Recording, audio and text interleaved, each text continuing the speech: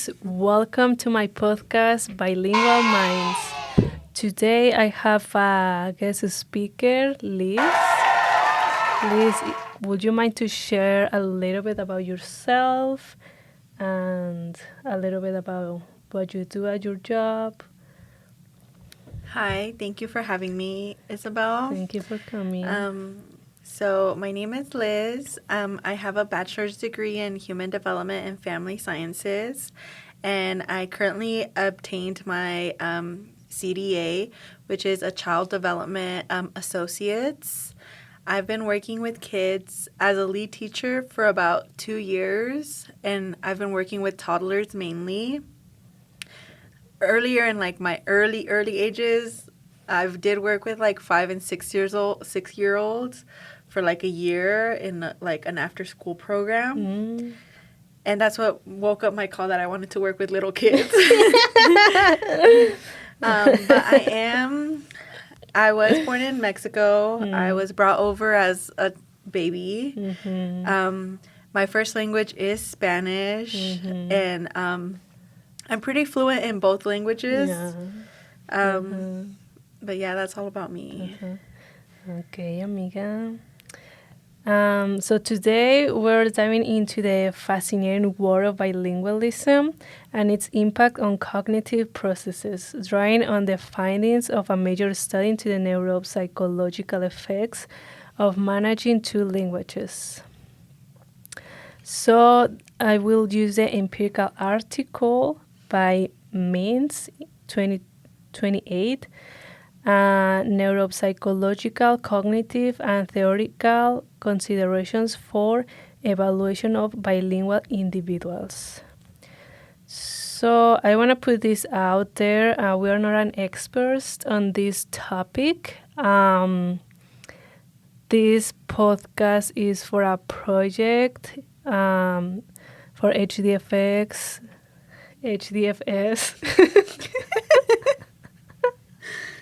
638 with Dr. Michelle. So let's dive in. So bilingualism is more than just being a speaker of two languages. It's a cognitive phenomenon. It requires the brain to juggle two active language systems simultaneously. The way the brain processes information and performs tasks is shaped by this constant interaction. So, interference and frequency of use are the two main mechanisms that help explain this. Interference occurs because both languages are active in the bilingual brain at all times, which this means that when you're speaking one language, the brain has to suppress the other. So cognitive control is excited by this constant suppression. On the other hand, the frequency of language use points to a key challenge. Bilinguals use each of their languages less frequently than monolingual use their single language. This can lead to slower word retrieval, which this phenomenon is known as the weaker links hypothesis, according to the article. A personal question: how did you grow up? Because you came here as a baby, Yes. but like you were like, it's like you were speaking Spanish at home and English at school. So when I got brought over at 6 months. So I was very, very young. Like, Yeah. so I don't so know. young. I've like don't know like anything. Like when I got brought over, like my first language was Spanish, primarily Spanish to everything. Once because I didn't even go to preschool. Wow. Like I was actually raised by my grandma, and so my grandma, like, it was just Spanish. That was the only way we could communicate with her. Yeah. So when it came to going to school, I still remember my first day. I was going to school, and my grandma had to drop me off. And she told me, she told me in Spanish, she's like, mente positiva y lo vas a lograr. So it's a positive mind, you can achieve it. And I was always the shy kid at school, so like I would say hello, that's like as all I would go. But I did, my first day of school, I actually was able to grasp a lot. And especially like because I'm a first generation, like literally like I'm the oldest, so I didn't have anyone to like guide me or like to teach me. Yes. Yeah. Wow, I didn't know that, amiga. Yeah. Wow, look at you. Yeah. And like now I think like I still stutter in English. Like I know that like I can personally like criticize that about myself. Like when it comes to me talking, I stutter and I use a lot of like the filler words. Like and I use that a lot. Like Spanglish. Yeah. And I also use Spanglish a lot. But I feel like it's like you cannot control it like in one way. Like sometimes you just speak Spanglish because it just comes to your brain, you know? Like it's just easier. And that's how like we've been like we've which means like me, my brother, and my sister, we've kind of been teaching our parents. Okay. We've been teaching them through Spanglish, which isn't the best way, but we've been teaching them like so they know like the basics of like how to start a conversation. But that's as far as they go because that's as far as we teach them también. Yeah. Okay. So let's talk about compromising. Compared to monolinguals, bilinguals often have smaller vocabularies in each language. They may also experience more tip-of-the-tongue moments. This is when they struggle to find certain words. These challenges are related to the lower frequency of language use and the effort required to manage two language systems. Just like what we were saying, kind of like a Spanglish. Yeah, and it's like a lot of like those filler words too, like the using the like the likes, the ands in the middle of the sentences too. Yeah, because also it gets confusing. Like you get confused yourself. Like, wait, what? No, yeah. So it's like this kind of like tip of the tongue moments. We as an adults, we experience it too. Yeah, and I can say that like still at like my age, I'm not too old, but like my age, like I still use like the filler words. Like when I have conversations, like I sometimes like space. Like I'll be like, oh yeah, it's this. Yeah, because it takes a while to process what it is, and sometimes like I want to say it in Spanish, but I'm like, no, I have to say it in English or other way around. Yes, it happens, amiga. But it happens, well, to me when I'm more nervous or when I have like the pressure. It happens, or like when I'm translating to one parent to the teacher, like I will talk to the parent in English and the teacher in Spanish. I'm like, wait, no. But yeah. So the good news is that the benefits of bilingualism far outweigh these challenges. The management of two languages improves executive functions, which include skills such as attention, task switching, and problem solving. Bilingual people are often better at concentrating on the relevant information and ignoring that which seems distracting. These cognitive benefits go beyond language, affecting how one decides and how one adapts to different contexts. What do you think about this? Do you think, in your personal experience, you think you are like more like focusing or that you are better at problem solving?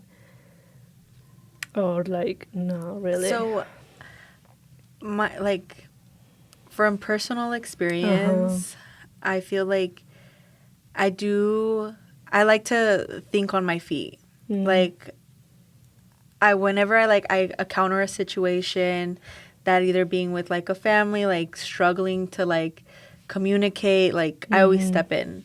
Like I'm very good about like problem solving, but that is also because like I've kind of like pushed myself to like help others.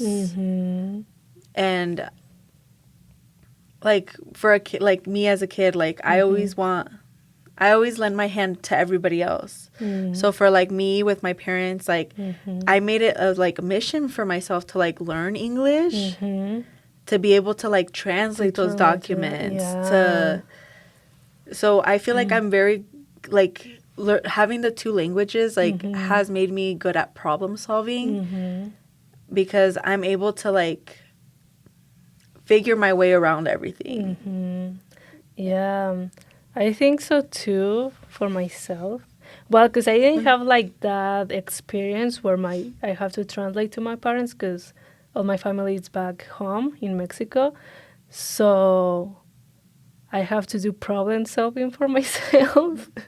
So yeah, I think there is like a connection where you kind of like your mind is like running like this all the time, like either like in English or Spanish. And I think it's because of the experience that you have from the past, you know? No, yeah, I feel like, because like I know like everybody's like story is different, like everybody does have different backgrounds. Yeah. And it's good to acknowledge it, because like I know like for you, like for example, like you are very good at problem solving. Like when you're stuck, like you always like manage to get yourself out of it. And like I applaud you for that, because like I know like not a lot of people do that. And especially like what's it called, like I know like you are an international student, and like you've done a lot. And like that's something like you should applaud yourself for. Like because like there's some people that do like don't use their resources, like they're afraid to reach out. Yeah. But it's like it's just a matter of like finding the resources. There's resources that help you, like the Spanish resources and the English resources. Yeah. It's just a matter of fact of like getting out there and knowing what you have. Yes. Thank you, amiga. So some of the brain and bilingualism from the empirical article, it says that bilingualism doesn't just change the way we think. It changed the structure and function of the brain. Research shows that in areas such as the left inferior parietal cortex, which supports language processing and cognitive control, bilinguals have increased gray matter density. In addition, during tasks involving language switching, the prefrontal cortex, a key region for executive functions, becomes more active. Which, that's what we were saying, kind of like how our brain works, like switching languages, because our prefrontal cortex is like activated. You know what I mean? And it's always like running, like Yeah, you're always keeping it busy. Yeah, and also for children too, because also in the last episode that I was talking with Adriana, it says that bilingualism have bilingual children have like less behavioral issues, and I think it's because their prefrontal cortex is activated, so they have this problem solving activated, if that makes sense. No, yeah, that does make sense, because like for example, like I have a kiddo in my class. So I do work with the 2-year-old classrooms. I forgot to mention that. I do work with the 2-year-olds right now. And so I do have a kid that is primarily Spanish. But his problem solving skills when it comes to like finding his way up a shelf, like it's incredible. Like there's like I never knew of like because he'll hang from anything. And he'll find a way to like hold himself there. like, he's really good with puzzles. And even though, like, he still doesn't have that language there, it's still a lot of babble. Yes. He knows what he wants. Yeah. And he literally, like, his problem solving is just, like, if you ever, like, just look at him. Yeah. Like, just look at And him. he understands. He understands He it. understands. He's so smart. He understands it, but his problem solving is up there. Like, even when it comes to, like, ASQs, like, so those are assessments that we do every 4 months just to kind of see, like, where they're at their age. His language is, like, scored really low, but that problem solving skill is, like, scored really high. And it's just, like, you look at it and you're just like, wow, like, like, it's not like he's not learning, but he's learning in his own way. Yeah, and it's just, like, so interesting how the brain works. Like, just to having this bilingual mind, like, you are able to have this ability of problem solving and these, like, cognitive skills, you know? So I think it's crazy. And then the incredible plasticity of the brain, its ability to adapt to the demands of bilingualism, is highlighted by these structure and functional changes. In a sense, the learning and use of two languages reshapes the brain so that it can deal with complexity more efficiently. Yeah, just what we were saying. Like, it reshapes the brain. Like, reshapes. It is crazy. Because I don't know. I feel like most people don't know, or they don't think that knowing another language can be like a big deal. Because, like, I feel like it's beneficial, like, especially, like, since they're young. Like, right now that they're young, like, it's like, yeah, we have a kid that, like, he just mainly speaks Spanish. And, like, we'll talk to him, like, me and Hallie will be like, so, like, Hallie has kind of learned Spanish, too, along the way. Because she's trying to communicate also. Hallie is your co-teacher. Yes, Hallie is my co-teacher. We've been with this group for, like, 2 years. 2 years. Yeah.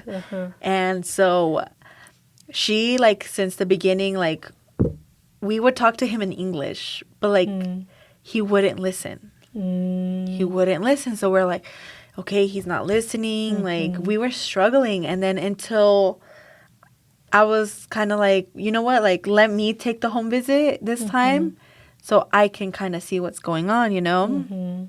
And so when I did the home visit with the mom, well, that's why he wasn't really responding to us, because he speaks Spanish and he listens in Spanish.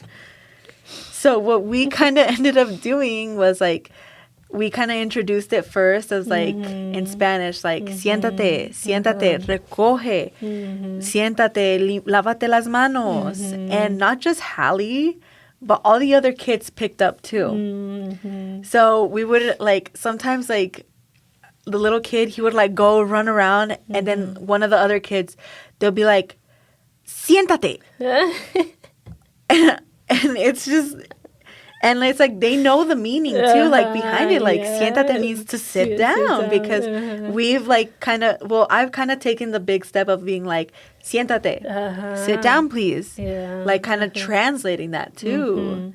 Because you speak both, right, in your classroom, English and Spanish? I speak both English and Spanish because for, like, with my families, a lot of them are bilingual. So a lot of my family is, like, I think I have a good, it's literally half of the class. So half of the class are bilinguals, and the kids respond both in English and in Spanish. So, yeah. So they kind of know, like, the gist of it. Because I know when I'm in your classroom, there is a kid. I mean, I think she understands English, but Spanish is, like, more effective. But I still talk to her in both, you know, first in English and then okay, the second one in Spanish, and then she get it, you Mm-hmm. know. So it's just like, Their minds are like, their minds are amazing. Like, yeah, it's a lot of development that's going on in there. yeah, Like, it's them trying to understand the world, them trying to yes, understand themselves. Like, mm-hmm, it's just like a lot of processing that they yeah, have to take, because like even like when you talk to someone whose primary like language is English, it still takes them a while to respond mm-hmm, because they're still trying to process it. mm-hmm, yes, because also like the kid that you were talking about, like he repeats the words Mm-hmm. when you tell him, and he's like, okay, más, por favor, más, por favor. Mm-hmm. Or he's like, sí, sí, más, sí, más. Like he Yeah. repeated. I'm like, oh my god, it's so cute, so cute, and it's like so interesting how they don't have like this conscious mind yet, where they repeat it without the teachers telling them to repeat the words so they can learn Mm-hmm. the language. Yeah, it just You know, automatically comes in. yeah, it comes to them like to repeat the words. Mm-hmm. I'm like, wow.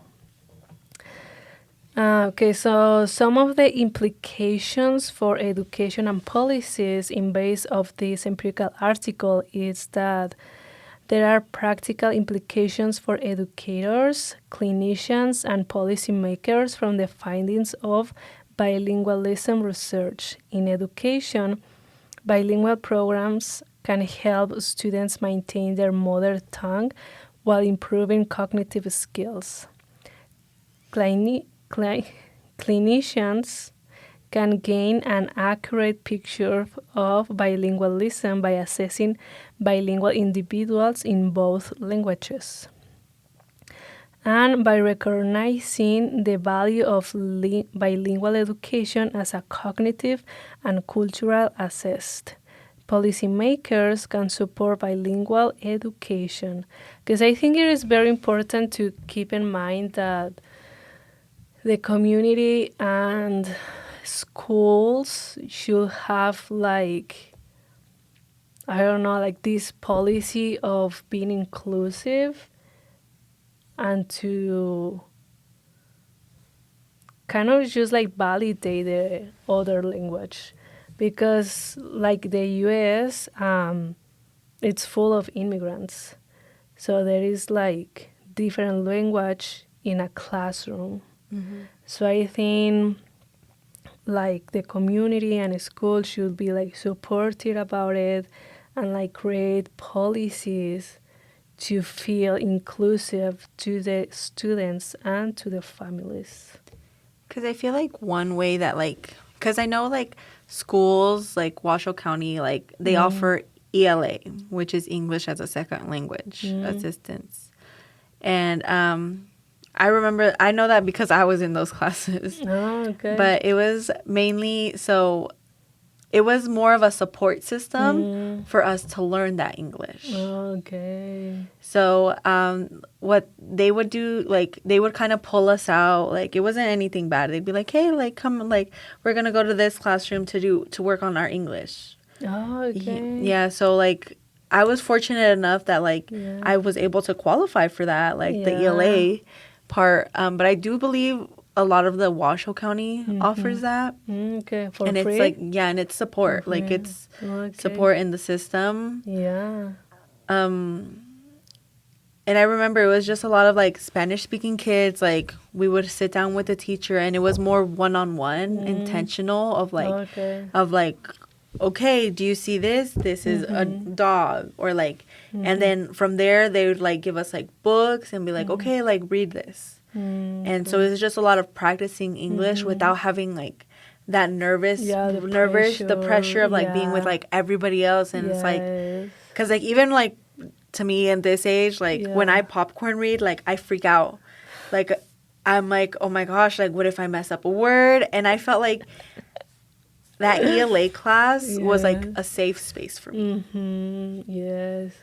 Thank you for sharing that, because maybe people don't know about that program. Yeah, there's And Washoe County makes that program. That's really good, though. Like, I wish I had that here in college. um, but yeah, I think it's really important to have that support for the children. Because then when children don't have that support, then the children start to avoid their tongue language or to feel lost in their identity or confused or And then that's when like the behaviors start because the challenging behaviors. The challenging behaviors because they're not challenging behaviors, they're attention seeking behaviors. They want that help, but they just don't know how to tell you. Yes, and it becomes from that because they are not inclusive in these systems. They're not being listened to. They're not being supported. Like that's where like a lot of that comes from because like not having someone to kind of guide you, it becomes difficult. Yeah, it is. And more like if you are like first generation, like you didn't have like other siblings to help you out. So it is a struggle. It is a struggle, people. So I have some questions for you. So in your opinion, does the education system do enough to support the cognitive development of bilingual children? Well, when I went to school, like, so this was back in like, no, I don't 1990. No. It was like 2005, girl. When I started off in kindergarten, like I was actually in that ELA class since kindergarten. So I felt like I had a lot of support, like in that aspect, because like my teacher, she was amazing. Like I went with her from like kindergarten all the way to 5th grade, that same ELA teacher. So I had that consistency. Okay. And she made it a safe space for everybody. So I felt like for me, like I know the system is like different now. Like I know there's a lot of like more struggling behaviors, like less people graduating, like, and a lot of it does have to do with like the system now. But from what I remember, like my ELA class was my safe space. That's where I got all of my learning from. They supported me cognitively because that's where I learned to read. I learned to write, speak. Like I had that support in that classroom. So you think, what about high school? So when it came to high school, I do recall there was an ELA class. But it was more for the kids that weren't reading because like, I don't know if you ever had to do it, but there was like a test that you had to take, like a placement test. The English test, like the TOEFL? Kind of. Yeah. Well, it was kind of like a reading test, like, and they'd see like where you were placed. And if you weren't meeting, like, if you weren't reading at like a 7th grade, 7th grade level, you'd go into an ELA class. So they would kind of separate more. But I was actually fortunate enough that like middle school, high school, like I was reading up to like where I was supposed to perform at. My math skills were where they were supposed to be at. So I didn't really need that extra support anymore. But I do know I did like see a lot of people like having to be put in like the lower classes and stuff. And I think that was more hard on them because of the aspect of like we're older. And so it's like now people start bullying you for it. People make fun of you like, oh, like you're dumb or this like, and it kind of just sucks once you're older because then you just kind of start giving up. You're like, oh no, I know I can do better. And instead of like proving it and like being like, okay, like this is why I need to be out of this classroom, they kind of just stop showing up to class. And then that's when like all the other behaviors start coming in. Yes, really good points. And the second question is, As a lead teacher at CFRC, have you come across any surprising findings or comments in this area? Like you just how you are sharing about your students. Like I don't know, have you ever experienced something like cognitive where they I don't know. Girl, if you don't know, what do you mean?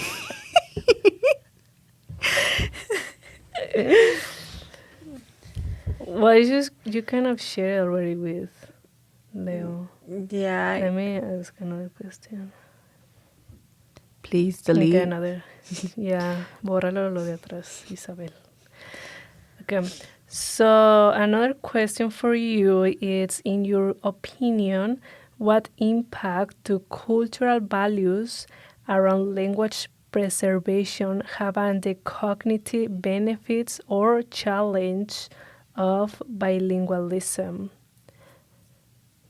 Because what cultures do you have in your classroom? Is just Hispanic Yeah, and so American? so right now we do like, well, because this is my first group of kids, and so we do just have like a mixture of Latin, like Hispanics, and Americans right now. So like we do how we celebrate both cultures is when it comes to time for holidays and stuff, we talk, because I have the experience of like in like right now during Christmas time, we celebrate posadas. We do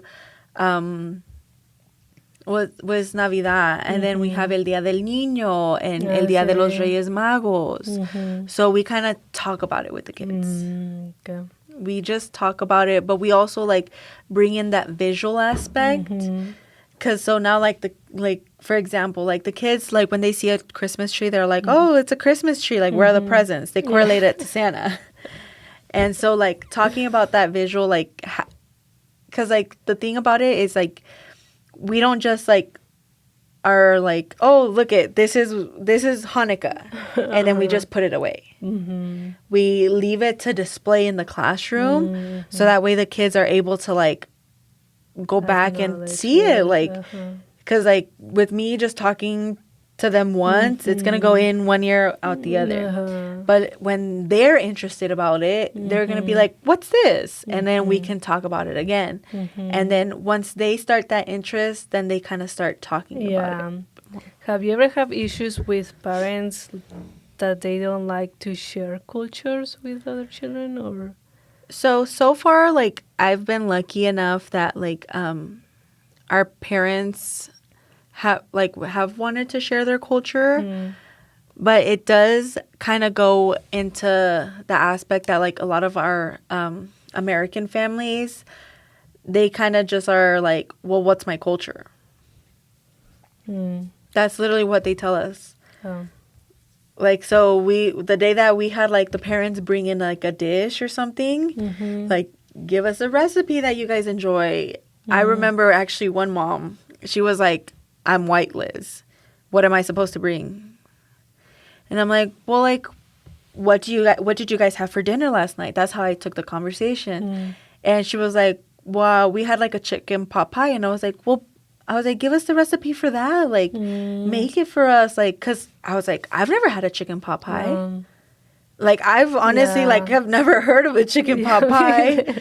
Like, until I think it was like one day that I went to KFC and I saw it on their menu. It was like a pot pie or something like that. And I was like, it's just the fact that like sometimes like, yes, like right now we are in like this like a generation where it's a lot of like discrimination and stuff like that. So like a lot of people aren't voicing their culture or like their values. Because of that same reason.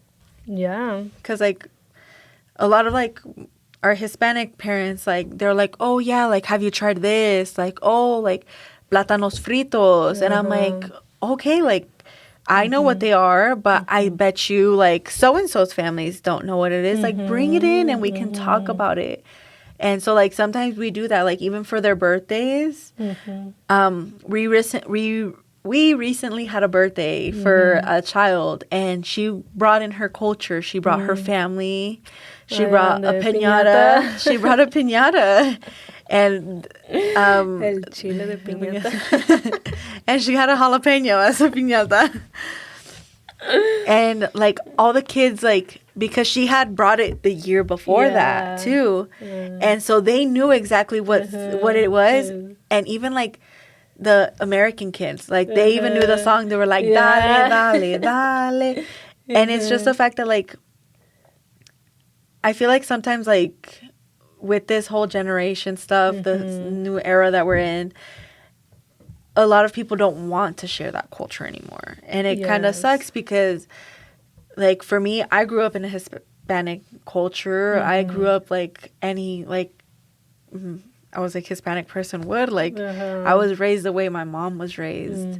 And the fact is, like, I don't think the parents see that, like, I don't know what, like, their routine is like. I don't know what holidays they celebrate.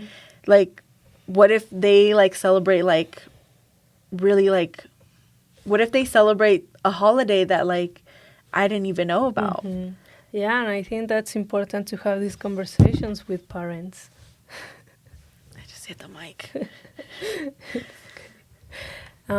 Yeah, that's why it's important to have these conversations with parents and with the children to be more inclusive, in your work. Because you see these parents and children, like, for 3 years, from Monday to Friday. So you create, like, big relationships with them. So what would the perfect bilingual education program look like if you could design it? Like, for example, if you have, like, all the tools and everything to design a bilingual program, education, how? I would honestly, like, first, I would hire teachers that are passionate about it. Passionate about it. Because I can hire someone who's bilingual, and when they see the kid, they're like, oh, great. Like, we're back to square one. But if there's someone that, like, was willing to, like, because, like, my perfect program would be that there would be enough teachers that could go to, like, so let's say, like, for example, like, it were to be, like, you helping one kid. One-on-one. One-on-one. Like, giving them that one-on-one. Yeah. Or it could be, like, two teachers, like, co-teachers, like, bringing out the kids in the classroom. Like, because sometimes, like, they do need that one-on-one. Because it's out of their comfort zone. Like, and that way it's more of an intimate relationship that you guys have, and that intimate connection that that builds, and it's the trust. And they're more likely to succeed in that aspect because they know they have someone there for them that's, like, taking their time out of their day to, like, help them, instead of, like, because, like, teachers do a wonderful job. I'm not saying that they don't, but teachers have, like, 23 other kids to listen to. Like, they have 20, like, and then I know the numbers are going up. There's, like, 30 kids in a classroom, and it's a lot. And sometimes, like, a teacher can't give them that one-on-one time because of the time. Because of, like, it's a lot. Like, unless, like, they're willing to sacrifice, like, a lunch and the kids' lunch. It's better to have, like, someone there that would teach them, that one-on-one aspect. Yes. So because this is your perfect plan with no limits, the teachers will get paid more, right? Yes, the teachers would get paid more because, like, they do a wonderful job. And, like, it's not just, like, one-on-one child. It's, like, 1 in, like, 30 children. And I feel like having more resources for them as well. Like, even maybe having, like, a bilingual teacher there with them to support them in that aspect. Because I remember, like, when I was a kid, I think I was, like, third grade. I remember exactly. Third grade, I was sitting at a table, and we had a new kid, and he only just spoke Spanish. And guess who had to translate? You. Me! I had to translate. Keep in mind, I was still learning English, and I had to translate to this kid. And I wasn't getting paid for it. So, I mean, like, I don't think that responsibility should have been on me. It shouldn't have been put on me because I didn't know if I was translating correctly. Like, now, like, right now at 25, I think I can be like, oh, yeah, like let me, like, sit there and translate a paper for you. But when I was in third grade, I don't think I was capable. So, like, having that teacher there, like, I feel like would be very beneficial. Like, giving the teachers, like, a second support in the classrooms. That way there is someone there that's bilingual that can help out and that can step in, too. Yes. Ay, amiga.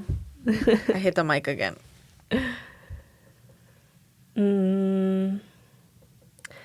So, what do you think about if everyone was required to be bilingual, how would the world change?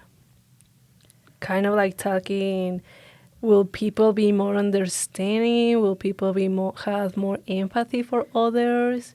Maybe we didn't have... I feel like there would be a lot of more empathy because at a young age, it's easy to learn two languages. Yeah. But once you're older, like, it's hard. And, like, because, like, so I work a customer service job on the weekends. I know. I work a customer service job on the weekends. I have, like, too much on my plate. But so there I do encounter a lot of those people that, like, the parent, like, the family, like, the elder people that are trying to learn the English.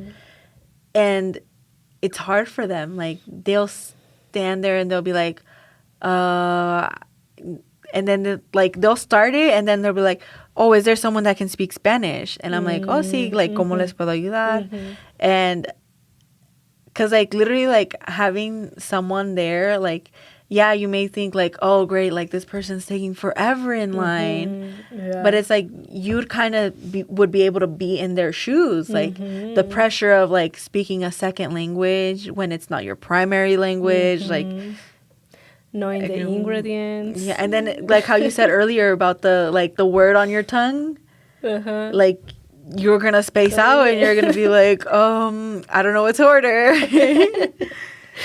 And dice piña. ¿Cómo se dice piña? Piña. And then you can have someone that's like, for example, like, even the cashier can help you, or, like, someone in the back, like, oh, yeah, piña is pineapple. Yeah, exactly. And so there would be a lot of more, I feel like it'd be more empathy and more, like, care for the world. Yes. Also, like, less discrimination, too. There would, there would be definitely less discrimination. Yes.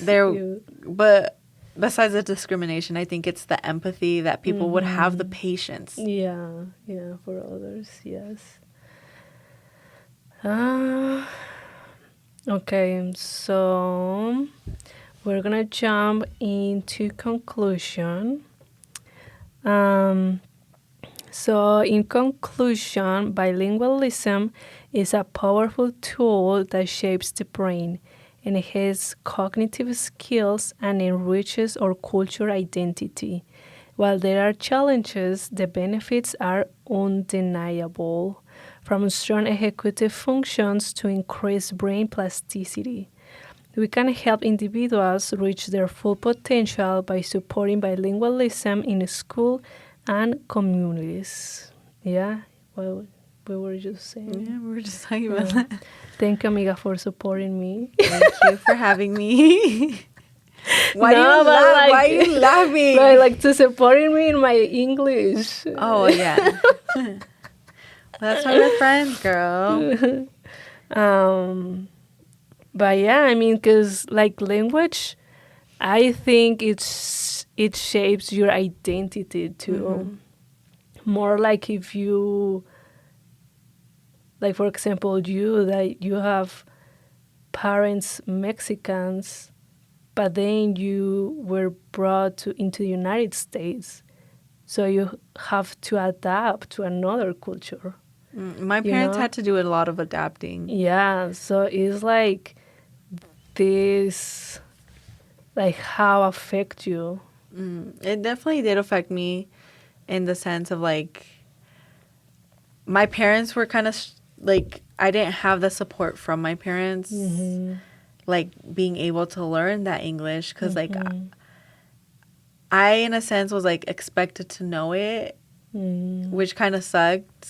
Like kind of saying it out loud, Yeah. it's kind of sucks. Because But I like, feel like Mexican parents are like, oh, you went to school, like, yeah, ya you should know sabes, it. Like you should know like, you this. should know that, like. So when it came to like doing my homework, like as a kid, I didn't have the support of like, oh, can you help me do this? Like for example, my parents didn't even go to like my parents only went to like elementary school and that was it. Yeah. So like they didn't even have the proper education, and so they kind of struggled too because like they didn't have the education, they didn't have the language. It was a struggle for them. They had to be very flexible on what jobs they could get and their form of like transportation. Because I remember for like the first like we were able to get a house that was like right across from the school, so I didn't have to worry about my transportation. But their transportation was like going on the bus, using the bus, like what's it called, ordering taxis. Like they had to like kind of manage it on their own. But once I was in the school system, I was like, okay, like they'd give me a paper and they'd be like, what does this say? And I'd be like, oh, well, I don't know. And it was kind of like, well, you're going to school. What are you learning? So then it's that pressure from the parents. Yeah. It's the pressure like from the your parents. Expectations. Because also you are the oldest one. Yeah, I'm the oldest one so too. You are teaching your brother too. Yeah, so like and your sister. So I was actually there to like be able to help with their homework, help with like. So by the time like my sister like was born, I was already speaking English. So she already kind of like, it wasn't as difficult for her to start school because she already had like the English in her. Yeah. And then when my brother came around, like me and him are like 10 years apart. So I was already 10 by when the time he was born, and my sister was 7. So my brother had no problems. No problem with like Spanish. He actually is the opposite. He has trouble speaking Spanish because he like was raised basically by me and my sister just talking to him in English. Yeah. And that's why like in other students it says that the oldest one is the one like fully speak 2 languages. And then the next one is like kind of 2 languages, and then the last one is like only 1 language. Yeah. Because Adriana was saying that too. Yeah. Yeah, he was like, my brother doesn't speak Spanish. No, yeah, my brother has more of the slang Spanish of like, because like his music taste is like way different from mine. Like he listens to like now the more like corridos tumbados and all this. So even in the songs they use the slang. So they don't even. ¿Cómo se llama ese grupo? Ay, the ones that you went to watch, the Firme. No, Régida. Régida, Fuerza Régida. Fuerza Régida. Esos también están más como, porque estoy hablando español.